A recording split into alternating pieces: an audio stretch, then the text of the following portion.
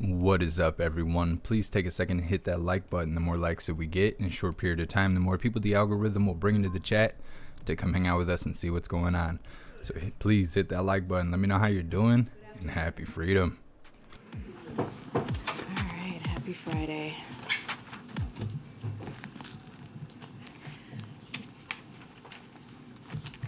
Okay, so we are rounding out another big week here at the White House and a lot of great news for the American people. The president traveled to Arizona, underscoring how his economic plan continues to create jobs, revitalize American manufacturing, strengthen our supply chains, and give families more breathing room. For the first time in almost 2 years, the national average gas price is lower than its level was 1 year ago. Senator Warnock will continue representing the people of Georgia. He ran on the president's message: we must strengthen Social Security and Medicare, lower prescription drug costs, and protect a woman's right to make her health care decision. The president announced historic relief to protect the hard-earned pensions of hundreds of thousands of union workers and retirees, thanks to the American Rescue Plan. And yesterday, President Biden kept his promise to bring Brittany Griner home and reiterated his commitment to securing Paul Whelan's release. The president will never give up.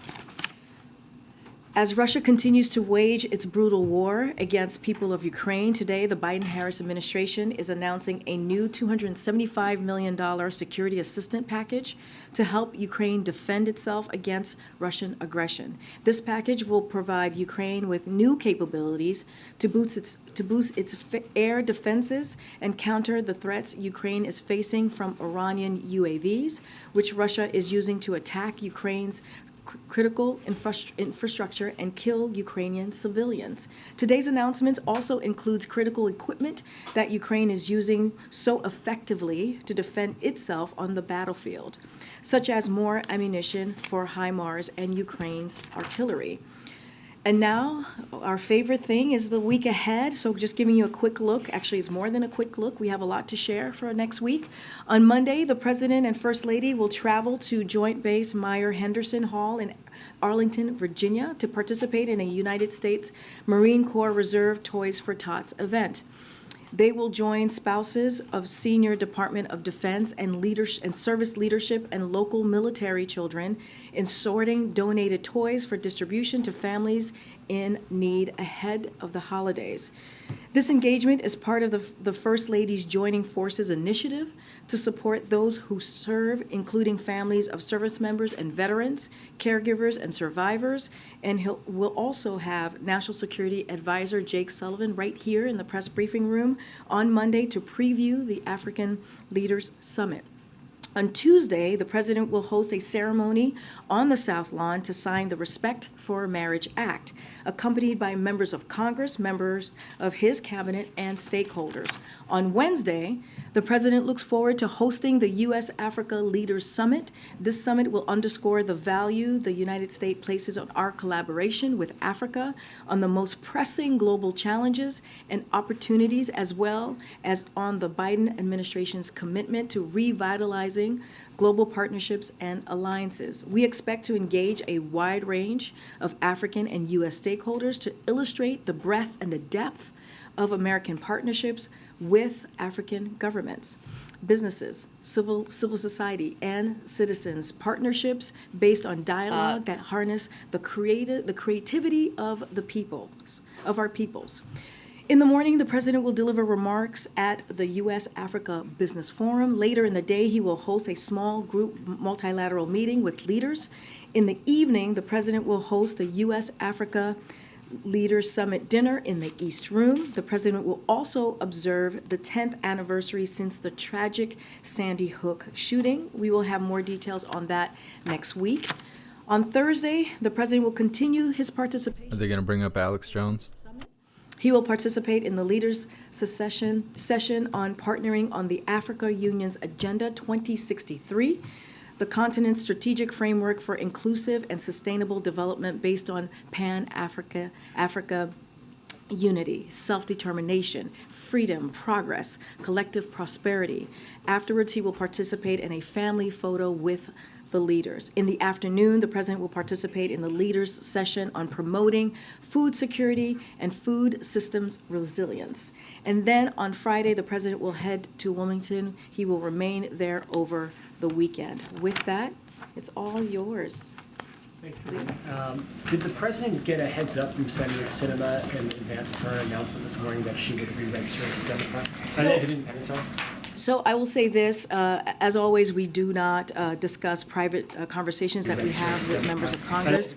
Don't have anything else to share outside of that, but we are just not going to share any private conversations that we have with Congress. Could you talk about the president's reaction? Was he surprised? Well, I put out a statement, and that, as you know, I speak for the President of the United States. So he sees and we see Senator. What are you doing, patting yourself on the back there?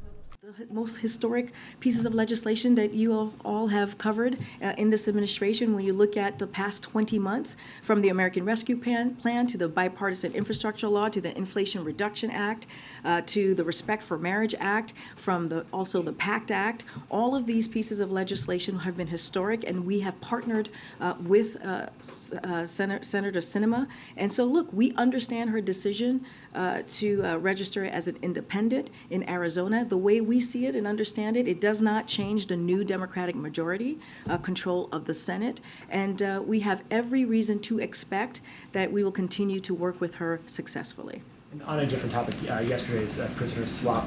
Does the president believe that the deal that was struck by his administration with the Russian administration to free Brittany Griner was a fair one, that was a fair arrangement? Look, and when I've talked about this yesterday as well, here's the way that we have seen this. When you talk about fair, Brittany Griner is an American citizen who was being held unjustly. She was being held unjustly.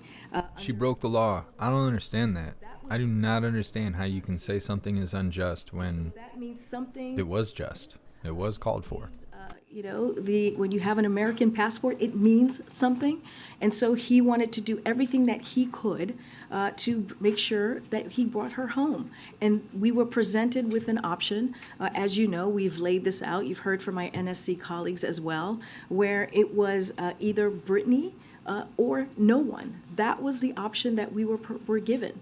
And so the president wanted to keep his promise in making sure that he brings American citizens home who are being wrongfully detained abroad. That is a promise that his administration is continuing to fight for.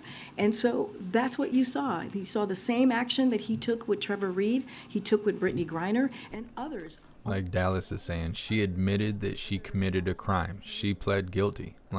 Have come home under. It's not wrongful detainment. It's kind of wrong that she got out of punishment. To work very hard. She got to commit a crime without consequence just because of celebrity status. The way that we see it is that this was an opportunity to bring an American home.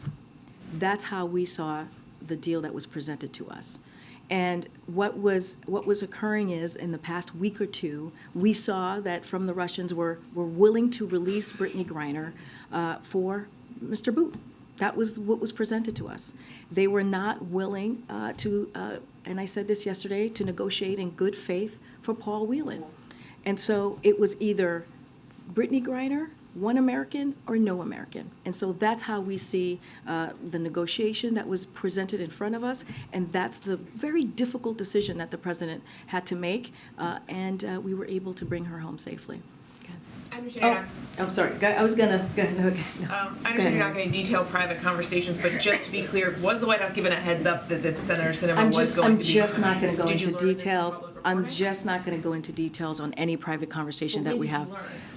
I'm just not going to go into details or lay out any private conversations that we have with Congress. That's something that we normally do. Just not going to do that. But that suggests that a private conversation did occur. Mary, I'm just not going to go into details on this.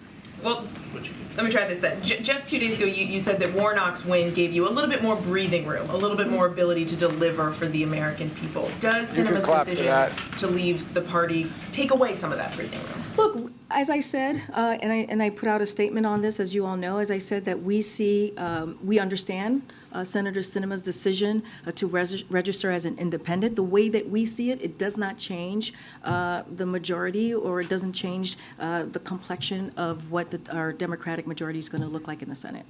How then does it impact you? I mean, you're saying that this decision won't change at all how you work with her, or you said that you expect that, or you have every reason to expect that you will continue to work successfully with Sinema. Where does that expectation come from? Because she has voted with the president 93% of the time, because she has worked with us on key priorities of this administration. When you think about his economic policy, I just laid out all of the different historic pieces of legislation that we have been able to get done, and she has played a key role in that. When you think about the CHIPS and Science Act, when you think about the bipartisan infrastructure law, those are pieces of legislation. There's another long list of other things that she's worked with us on. That's 93%.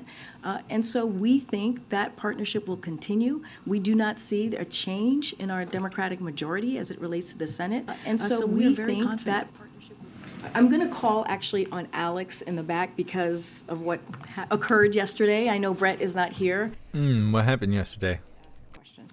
Thank you. I wanted to ask about if the president has spoken with any That shit that made her rage quit. That's what happened yesterday. anniversary, and also if he has any plans to talk to lawmakers next week about his call for an assault weapons ban. Don't have anything to preview at this time on any calls that the president might make or will make. The president has talked about Sandy Hook being the worst day in his 8 years as vice president, and you can expect him to mark this sad day next week, as I laid out in the week ahead. On Wednesday, as you all saw, the president joined survivors and families impacted by gun violence to deliver remarks at the 10th annual National Vigil for all victims of gun violence, organized by the Newton Action Alliance. The vigil was a service of mourning and loving remembrance for all who have fallen victim to the ongoing epidemic of gun violence in America. And as you all know, the president has done more than speak about gun violence. He's actually taken action. He fought relentlessly to take action as well. He has done taken more executive action at this time in his presidency than any other president. And so, look, and let's not forget, he signed the most significant gun safety legislation in 30 years this summer, but he feels that is not enough, and we need to do more. And so he continues to call for the assault weapons ban. He did that on that day, on Wednesday, when he was there with families and friends, speaking of this moment.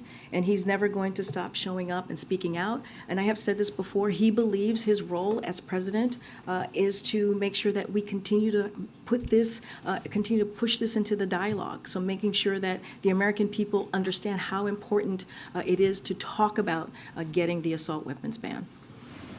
Bruce, thank you so much. I want to follow up on Mary's question. When she asked you why you feel confident that you'll be able to continue to work with Senator Sinema successfully, you cited her record. But just to put a fine point on it, has the administration been given assurances by anyone within the senator's office or the senator herself that she is going to continue to work with you? I'm just not going to divulge or speak to any private conversations that we have with members of Congress. That is something that is not unusual. That is something that I've said many times before. Understand the question. What I am saying is her actions speak to what we're trying to lay out here, right? 93% that she's voted with the president over the last 20 months. I've listed out the historic pieces of legislation that she has played a significant role, that she's played a key partner role with us. And so, we don't see a change in the Democratic majority with her deciding to register as an independent. Do you expect her to caucus with Democrats? Look, we don't see a change in the Democratic majority, and so we see this as a decision that she has made, but we do not see a change in our Democratic majority. Let me ask it this way, and then I do have one on Brittany Griner. Does Senator Sinema have the support of the president in this decision and moving forward into 2024? So cannot speak to 2024. I'm covered by the Hatch Act, and as far as I understand it, she hasn't announced her plans for 2024 yet. So just not something that I'm going to speak to. Support of the president right now. Absolutely. Well, we see her as a key partner. We understand her decision to register as an independent. Let me ask you about something that Vladimir Putin said today. As you know, he held that press conference and he said more prisoner swaps may occur between the U.S. and Russia. He said, quote, everything is possible. What does the U.S. make of that? Who is that guy? They didn't let Peter Orjak in. Karine just has had enough. Conversations. We've been very clear that we want the American people to know that their safety and security is among our highest priority when it comes to aggressively doing everything that we can to bring Americans home who are being wrongfully detained, bringing them home safely, but not going to get into any diplomatic conversations from here. Thank you. Now that Brittany Griner is back on U.S. soil, has President Biden spoken to her, or does he plan to? So don't have any calls to preview. As you know, the president spoke with her, Brittany Griner, yesterday morning in the 7 o'clock, 8 o'clock hour, right before he came out to speak to all of you and to give the announcement. And in the room was her wife and the vice president and Jake Sullivan, and also the Secretary of State. And we've already read out what that conversation was like. I do want to give a little bit more information on where we are this morning. We can confirm, as you all know, that Brittany Griner arrived at Joint Base San Antonio, Fort Sam Houston, early this morning. She has been reunited. They even took away our sign language lady and gave us this douchebag. We lost everyone. Appears to be in good health. She was immediately taken to Brooke Army Medical Center, where she is being offered a range of support options following her time detained in Russia. Do you know if she's home or when she might? Support options. So I'm not going to get ahead of what's going to happen next. What I can tell you is where she is currently today. Every individual is different, and those decisions are up to them and their families. They'll take as much time as they need. What we can say, typically upon arrival, people are offered a wide range of additional support, including full medical checkup, a mental health checkup, and additional means of support. All of this is voluntary, so it is up to her and her family. Can you confirm the report that Russia wanted Vadim Krasikov, who is a Russian assassin being held in Germany, in exchange for Paul Whelan? So I cannot go into any specifics or any negotiations information from here. As you know, we are working very hard to secure Paul's return, and so don't want to get ahead of what's currently happening. And I just want to leave it there. Okay, well, I'm with Anna. How can Old Man Walter talk about gun violence when he released the Merchant of Death, a person that supplied Al Qaeda and stuff like that? We traded that guy for a basketball player. Now he's worried about gun violence. He ain't that worried about it. Week or two ago, that Russia was willing to do a negotiation to release Brittany Griner, and that was Brittany Griner for Mr. Boot, and that's what they offered. They were not negotiating in good faith when it came to Paul. They categorized him very differently, and we've talked about that. Unfortunately, in an illegitimate charges that they levied against Paul, and so at this time we were not able to secure his release. I don't want to get into any specifics about negotiations as we continue to have those conversations to secure Paul. just one more quick one. In order to get an American back, is the U.S. only willing to swap a Russian national, or would it consider trying to work with another country to get someone else? I get your question, and I understand. I just cannot get into what we will or will not do any of the negotiations. We have Americans out there who are wrongfully detained, being held hostage, and we want to make sure that we get them home safely. And negotiating from here or giving information on the internal mechanics or process certainly would not be prudent. Thanks, Karine. China is easing its COVID-0 restrictions. I'm wondering if you could talk about whether that's something that the White House supports or doesn't, and specifically how you see it playing out for U.S. manufacturing that has operations in China. Do you think it will sort of improve supply chains because there will be less restrictions on workers, or is there concern, both medical and economic, about if there are wide-scale outbreaks of COVID in China now that they've used So this vaccine. any policies of the PRC, I'm certainly not going to comment about them from here. What we have been very clear about is China's COVID policy is not a policy we are pursuing here. In the United States, we are focused on what works, like encouraging Americans to get their updated vaccine, which we try to do as often as we can from here, and also just more broadly in the administration, and making testing and treatment easily accessible. That is going to be our focus. We're just not going to comment on PRC's policies. And then Fox Business had a report today that Bank of America CEO Brian Moynihan is on a short list to replace Janet Yellen if and when she decides to leave the administration. Wondering if you could comment on that at all. So, as Secretary Yellen said herself just last month, she has no plans to leave. It seems to be that report to us seems to be pure speculation. I'm going to go. Go ahead. Merci, Karine. I have two questions. The first one is on... First, I thought you were going to talk to me in French. I was going to be like, oh, gosh. Hope my mom's not watching. Racist. First thing is on the statement that came out today about Canada and the U.S. taking coordinated sanction against Iranian officials connected to human rights abuse. I'm trying to figure out why this coordination with Canada in this very instance. First of all, it's good to see you. It's been a while, a long time. So I know I made a joke, but it is good to see you. So I just want to say at the top, the United States is committed to supporting the Iranian people and imposing costs on those responsible for the brutal crackdown. We continue to coordinate with allies and partners and find ways to confront Iran's human rights abuses, both in public and also in private. The joint U.S.-Canada statement today is an example of this effort. We took coordinated sanctions against actions today against Iranian officials connected to human rights abuses, including those committed as part of the ongoing brutal crackdown aimed at denying the Iranian people their human rights and their fundamental freedoms, their fundamental rights.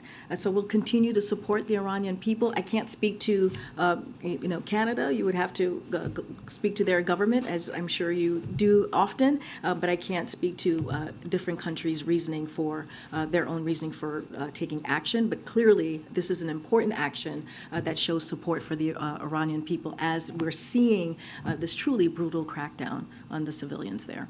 Thank you. And my other question is on the next week's summit, the African Leaders Summit.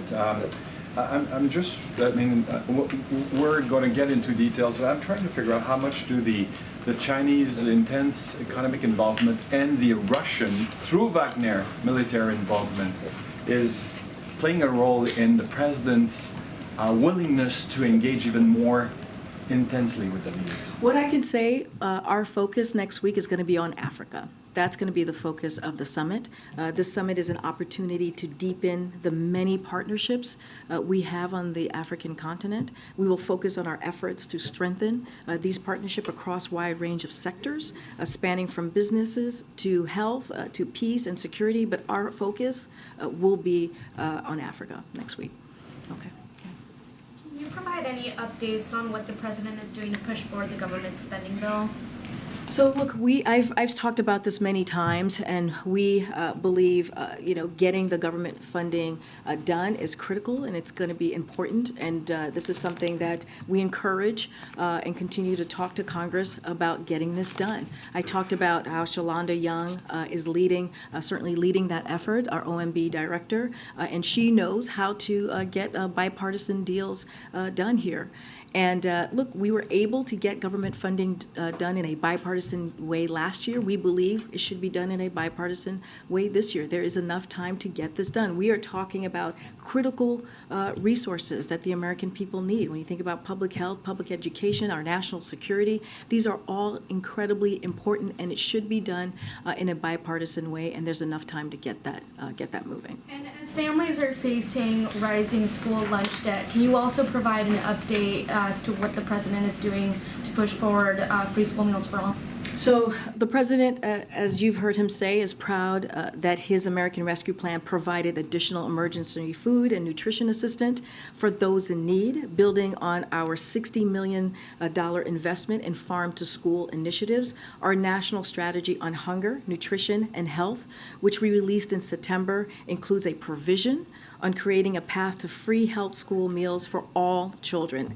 As a first step in reaching this goal, the administration is committed to working with Congress to expand access to healthy free school meals to an additional 9 million kids over the next decade. But obviously, this has been a priority for this president since the beginning of his administration. Just a follow-up on Iran and human rights. Iran just executed a man for his involvement in the anti-government protests. Other detainees also face the possibility of the death penalty related to the protests. Can you speak more specifically on those instances? So we denounce these draconian sentences in the strongest terms. These sentences are meant to intimidate people and suppress dissent, and so they will not work. And Iranians' leadership continues its violent crackdown as they do that on peaceful protesters. They should know that the world is watching. It just talked about a letter that was signed by our allies, really calling that out, continuing to do that. So the United States is committing to supporting the Iranian people and imposing cost on those responsible for the brutal crackdown. Just today, again, we announced the sanctions to hold Iran accountable for human rights abuses. We continue to coordinate with allies and partners and find ways to confront Iran's human rights abuses, both, again, as I said earlier, in public and in private. We will stand with Iranian civilians as they are fighting for their basic freedom, their basic human rights, and we will continue to denounce that. Okay, and another question on Saudi, please. Does President Biden plan to follow through with his statement that there will be consequences on Saudi Arabia following their oil production cuts, or is the understanding now that gas prices have stabilized, so perhaps it's not as urgent for those consequences to happen? And just more broadly speaking, does the growing ties between Saudi and China, does that play a role in the administration's reassessment of relations with Saudis that were promised to us? So there's a couple of things there, kind of laid out a couple of items that I'll touch on. So look, the gas prices that we're seeing currently that are going down is because of the work that this president has done. It's because he took historic action to tap into the Strategic Petroleum Reserve. And because of those actions, we're seeing prices go down. So I want to be very, very clear on that. So as far as the relationship, the review that you're asking me about, we are assessing relations with Saudi Arabia methodically and strategically, as we have done over the last 80 years of this relationship in a bipartisan way. And we're going to do this in line with what's in our interest, and we will judge the way forward based on their actions, as well as our ongoing consultations with partners and allies, and also the new Congress that is going to be before us very soon, and the Saudis as well. Don't have anything more to share, but again, remember, this is an 80-year history, and as we have reevaluated over the course of those 8 decades in a bipartisan way, and that's how we're looking to move forward. And just really quickly, last one on Taiwan. Can you comment on the timing of the $425 million arms sales to Taiwan earlier this week, which happened on the same day that the president went to Arizona to visit the TSMC plant, which is, of course, part of the effort to get ahead of the strategic rivalry with China. Is there any kind of messaging here that these two events happened on the same day? So there's no connection. I can say pretty affirmatively, there's no connection there. This was a package of upgrades on pre-existing sale. I think we've talked about that here before in the briefing room. We continue to support Taiwan's self-defense consistent with our longstanding one China policy. So no change there. Go ahead. Thank you, Corinne. I've got 2 questions for you. The first about the coronavirus pandemic and then one about Twitter. On the pandemic, the former vice president of the EcoHealth Alliance has a new book out, and he says that he's convinced that COVID-19 leaked from a Wuhan lab. To my knowledge, he hasn't produced any direct evidence, but he speculates that risky U.S.-funded research caused the pandemic.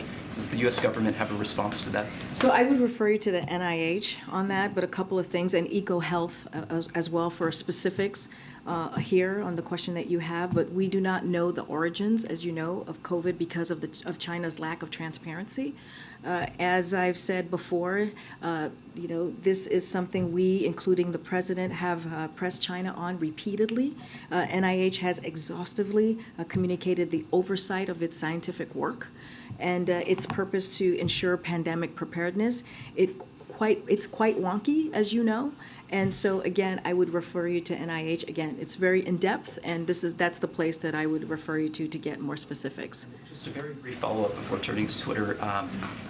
Dr. Fauci's agency recently resumed funding for the EcoHealth Alliance. Is there any concern about that, given its past risky research in Wuhan? And if you're not able to speak to that, I was wondering if you could perhaps invite Dr. Fauci back here to take some more questions. There's Simon. I would refer you to NIH. They would provide you with the information directly, so I'll just leave that there. But on Twitter, Elon Musk this week fired the former FBI General Counsel Jim Baker, who was serving as a top Twitter lawyer.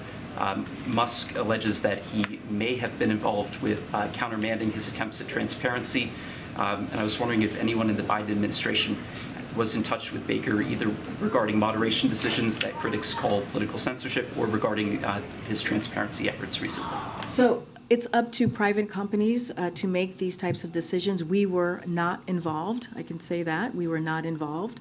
And as I've said several times this week already, we've had this conversation many times in this briefing room, just the past couple of days. Of course, You didn't get mad? companies to make their own decisions about the content on their platform. That's not what it looked like last night. On standards and on their own standards and policies. Don't have anything more to share. Briefly on the not involved in speaking with Baker about this transparency effort by Musk. Is that what you're saying? That the Biden administration wasn't involved with that? You be careful what you say, Karine. Elon might let go of those emails on you. I think probably a process question to some degree, but the official commutation order for Victor Boot was signed by the president on December 2nd, which was 5 days before everything actually transpired. Why 5 days? Did that mean that the deal was done then, or you did it in preparation for a deal? How does that actually work? So, as I've stated before, well, you just stated it, that about the clemency.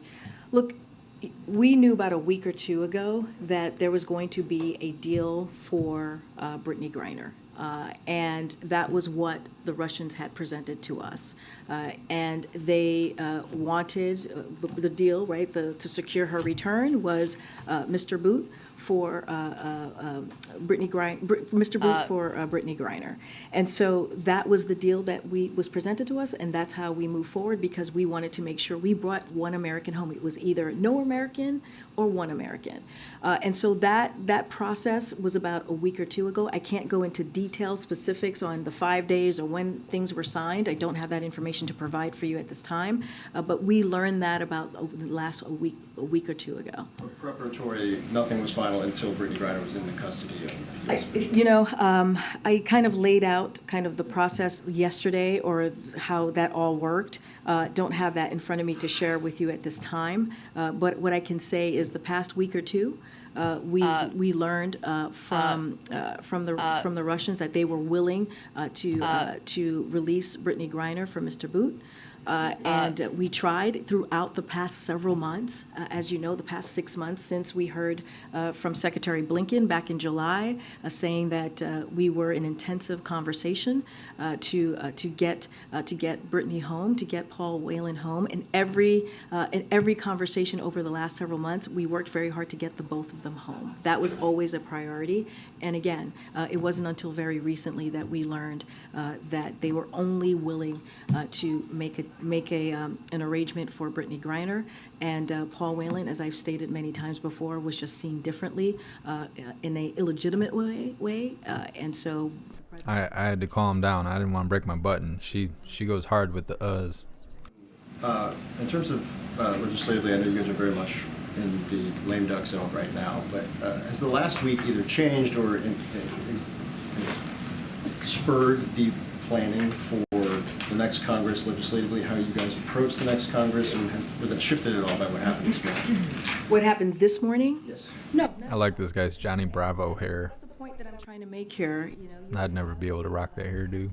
Sinema, who has, voted with the president 93% of the time on key, important, historic pieces of legislation. And I listed them out earlier. I'm not going to bore you by doing that again, but they were important pieces of legislation that you all covered and we've talked about in this briefing room. And so we do not see, we understand why she would want to register as an independent, but we do not see the Democratic majority changing with this decision that she's made. Okay. I just want to ask you on the oil price cap. So there's 20 oil-laden tankers now sort of stuck trying to get out of the Black Sea into the Turkish Straits. I know that Treasury officials have been in touch with Turkish officials on this. Are you looking at just a moment conversation, to a higher level? Are you frustrated with Turkey's reluctance to back away from this rule? Somebody's having a good time. Okay, so as you said, we've been in touch with Turkey about how the price cap only applies to Russian oil, and explained that the cap doesn't necessitate additional checks on ships passing through Turkish waters. Our understanding is that virtually all of the delayed tankers are not carrying oil from Russia and are not affected by the cap. So Turkey has made clear they share our interest in a well-supplied market and allowing seaborne oil to transit the Turkish Straits. They have made clear their goal is to resolve this issue as quickly as possible. And so again, we've been. Hey Zane, if you're watching, I got your package. How we're moving forward. The guy brought it to me. Resolved at all. I mean, there's 28 tankers now, and now on top of it, you've got the Turkish officials saying they don't see any reason to rescind that rule. Well, in our conversation, they want to resolve this issue, and we are again having those conversations with Turkey, and we feel like we are going to get to a place where this will get resolved. Okay, and then let me follow up on oil production. The Russians have said they could cut oil production to sort of avoid, having to sell below the cap. Are you in any way sort of considering that this oil price cap was not a success or will not be a success because of these various responses? Look, we're not surprised by Putin's reaction and response and what Russia is saying. Look, the price will lock in a discount on Russian oil, especially in light of the $100 per barrel they earned just a few months ago. And it can be adjusted over time to prevent Russia from further profiteering from its war. And we see this as an opportunity. This is an unprecedented action, demonstrates the unity of the United States and our allies and partners. So again, I'm not going to be, when it comes to, limiting their flow, we're not in the business of responding to a hypothetical as well, but wanted to lay out how we see this process moving forward, and we don't know what will happen.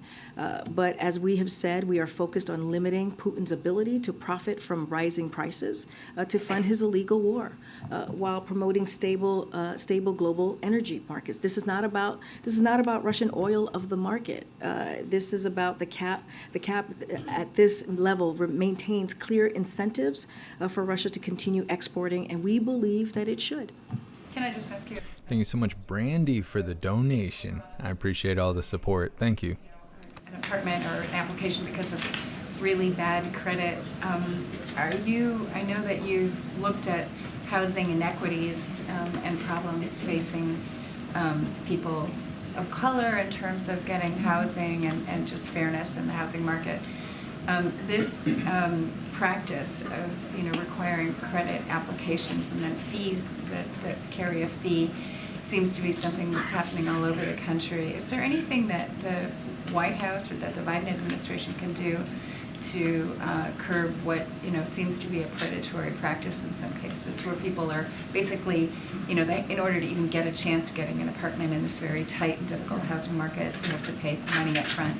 So the president and the administration understands that Americans are struggling with high cost of housing. That is something that we have seen throughout these past several years. And that's why the president released his housing supply action plan that we have talked about. And it's to ease that burden of housing cost over time by using a mix of administrative and legislative actions to boost the supply of quality housing in every community. Just last month, the White House hosted a range of tenants and tenant advocates for listening sessions along with federal agencies, and we'll have more more conversations like these, and we'll add, to add the topics that you're just laying out. But again, that's why the president took initiative with his plan. I've talked about the different specifics of the plan and how it's going to help folks who feel that burden, because we also understand housing costs, again, is one of the things that has a big effect on people's lives and livelihoods. So this is a priority for this administration. Huge shout out to Faded. Congratulations on your new baby Hooligan. That's so awesome. Future prisoner swaps. What, in your view, is the best way for the American people who may just be turning into this issue based on what happened with Brittany Griner to actually think about what Putin is saying? Should it be seen as a substantive offer to engage? Should it be viewed with skepticism? Should it heighten hopes that Paul Whelan could be brought home? I'm wondering if you can just set expectations based on the current state of play between our two countries. So I can say this, and the president said this yesterday, he is committed to getting Paul Whelan home. That is a commitment that he has made to his family, and that is a commitment that he's made to the American people. And more broadly speaking, the president, since the beginning of his administration, has said that one of his top priorities is making sure that all Americans who are being wrongfully detained and held hostage are brought home. We have seen this multiple times throughout this past 20 months. Again, Trevor Reed, we saw in April the president bring home Brittany Griner clearly yesterday, and about 12 other American citizens. And so the president's going to stay committed to that. I'm not going to get into what President Putin said. I'm going to grab some coffee really quick. Just not going to get into his head. That's not something that we do from here. What I will say is that we are going to continue to negotiate in good faith to get Paul home. Good, Karen. To follow up from the other day on the NDAA, the House has now passed this legislation. It does rescind the military vaccine mandate, which you've made clear the president does not agree with. Will the president sign this legislation or veto it?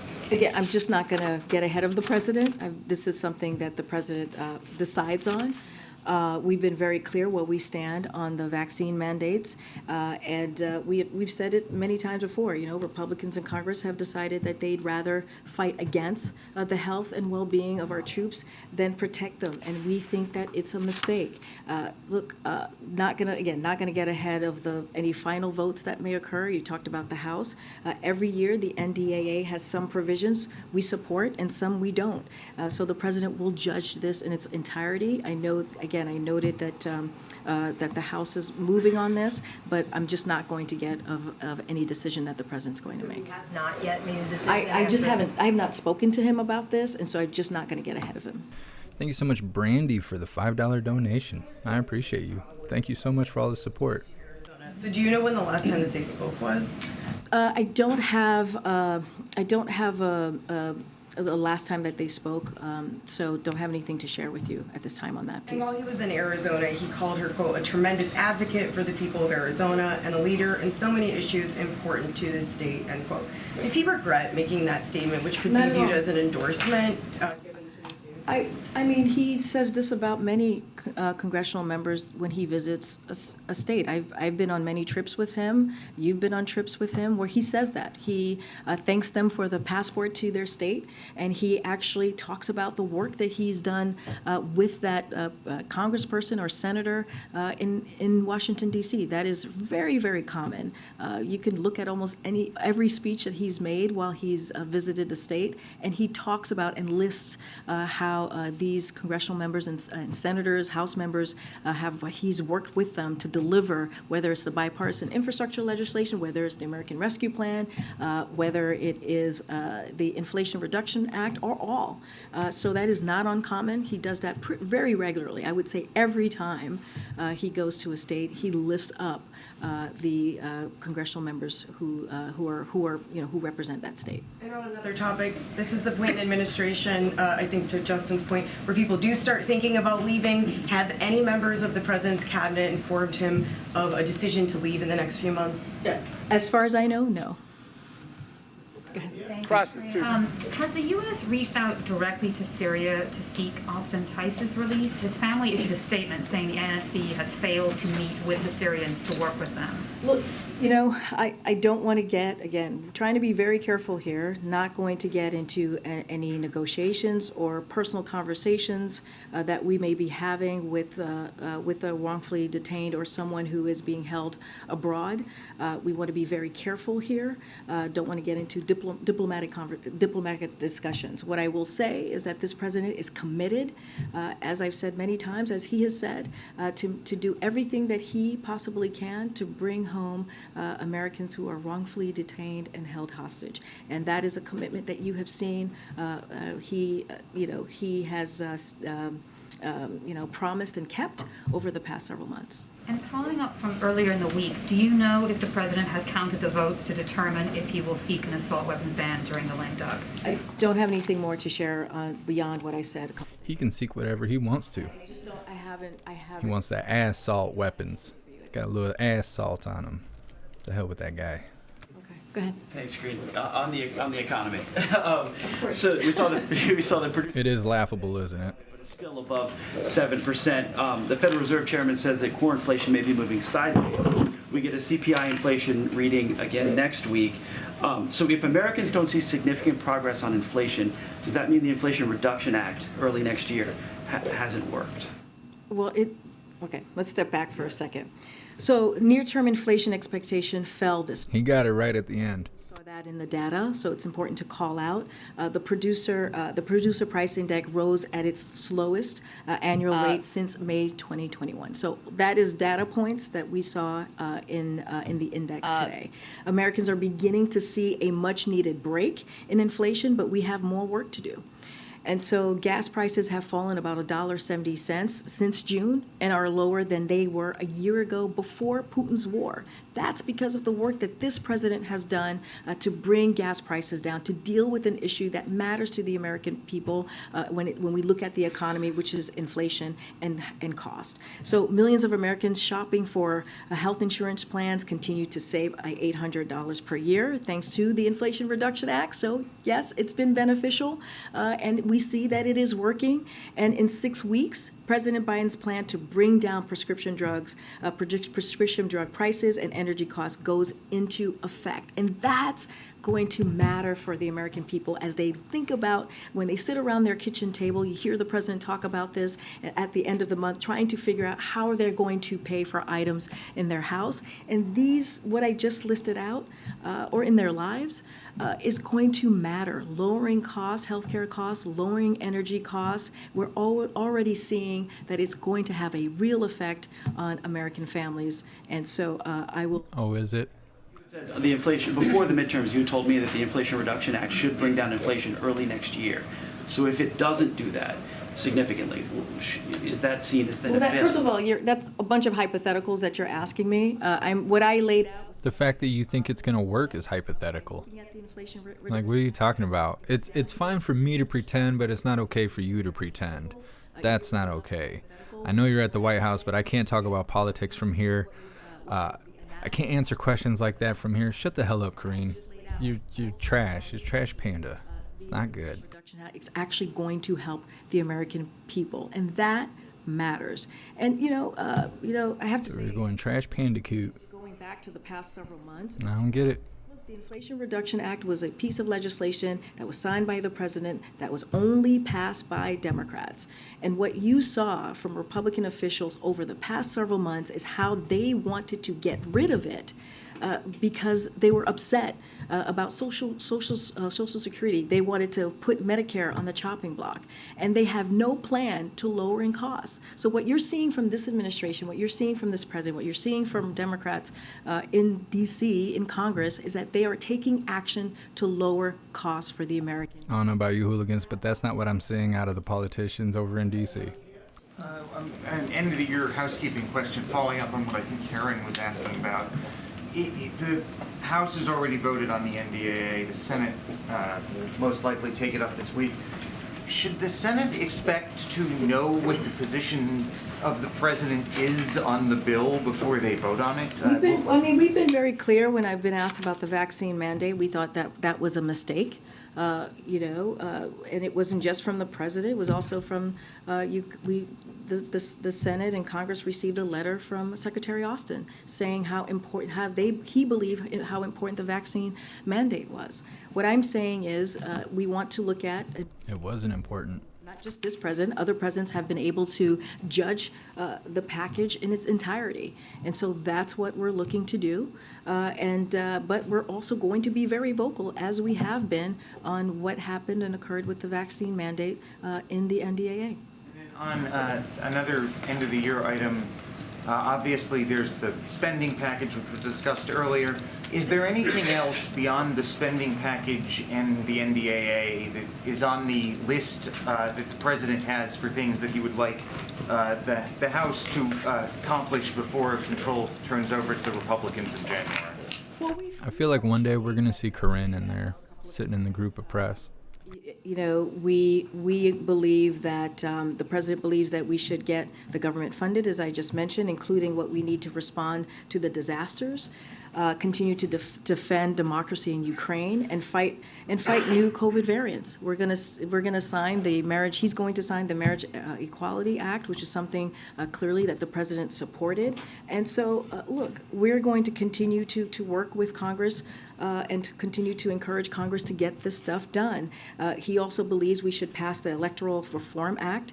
He believes we should pass the Defense Authorization Bill, right? And that the permitting bill should be also something that we should move forward with. So we kind of listed out some of the things that are important. We hope to finish confirming the judicial nominees the president made earlier this year. So those are just a few of those items that I've listed out before that we are certainly focused on.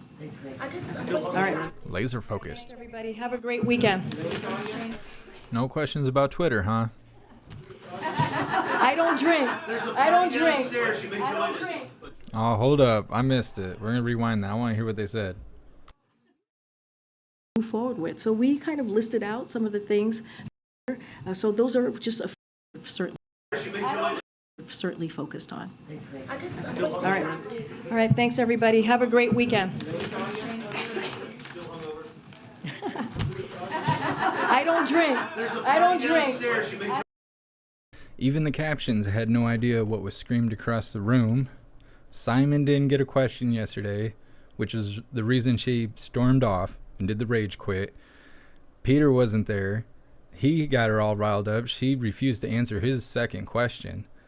And then Jackie wasn't there, and she was scolding the shit out of her and mean mugging her the day before yesterday over questions for Twitter.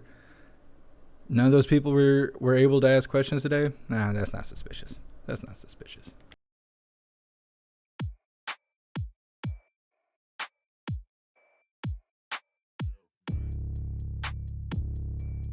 All right, you hooligans. We're going to do the Pledge of Allegiance, and then we're going to wrap this up, and then we're going to go live again for Coffee with Hooligans, which normally we do at 1 o'clock, but, you know, the press briefing and whatnot.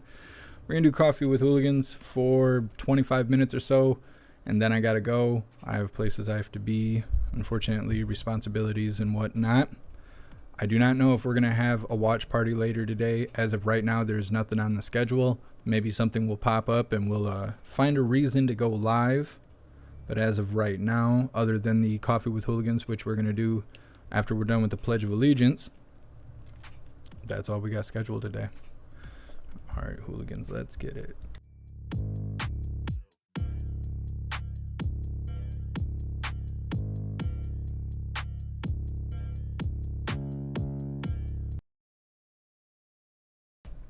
All right, hooligans, please join me for the Pledge of Allegiance.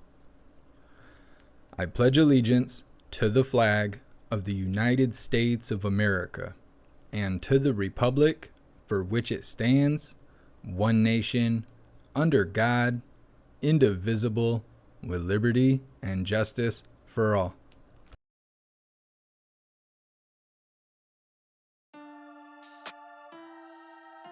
All right, hooligans, well, that's that for right now. I'm going to cut the live. We're going to go live again with Coffee with Hooligans. We're just going to hang out. We're going to talk about Twitter Files 2 that came out last night. I didn't go live because it was kind of a nightmare last time that we covered it. But yeah, we're going to talk about that for about 25 minutes, and then we'll see where we go from there. Hopefully I see you guys at Coffee with Hooligans. Like I said, we'll be live again in just a moment. Join Gilded. That's what you should do. You should join Gilded. I'm going to post the link for the link tree. Everything's on the link tree list. But you should definitely join Gilded. It's the best way to be connected to me and all the hooligans. You'll have tons of hooligans to hang out with and converse with in a group chat. It's free. We have a news board for you to stay up to date with everything that's going on around the world. Constant links pouring in from all directions. It's the best way to be notified for when and where we go live, no matter where we go live. So definitely join Gilded. Big shout out to everyone that made donations, joined the membership program, or purchased any merch. I appreciate all of you, and I would not be able to do this without you. So thank you so much for all your support. I'll see you guys in a couple minutes for the next live. Until then, stand tall, shine bright, and that's a wrap.